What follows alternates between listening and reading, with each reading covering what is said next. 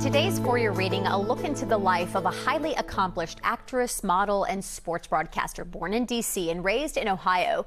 Jayne Kennedy was a trailblazer as one of the first female black broadcasters on NFL Today and the first black woman to be crowned Miss Ohio USA. She talked to News 4 about her memoir, Plain Jayne, and the importance of sharing her story in her own words.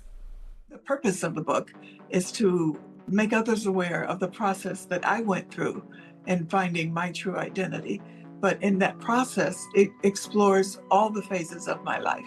Sometimes in my story, somebody can say, wow, I feel that, and that's what I wanted. I wanted people to feel the journey, to hear the tears, to hear the pain, to hear the struggle, because a lot of people, they thought, oh, Jayne Kennedy's had this wonderful career.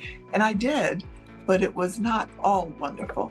One of the reasons for writing the book is because I wanted to tell my own story. I've heard so many versions of what my life looked like, and the majority of them were not true.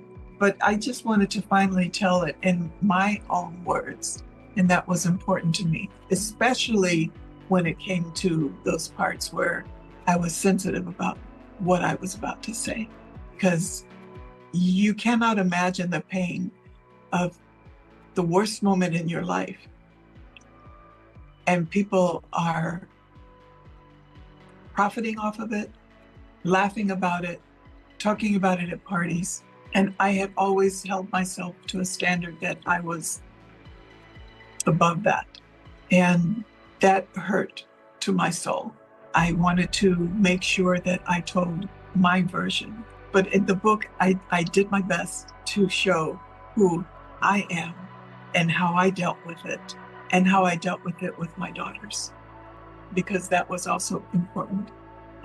I came to the point where they were growing up, and I said, I want them to know who I am, not who the tabloids say that I am.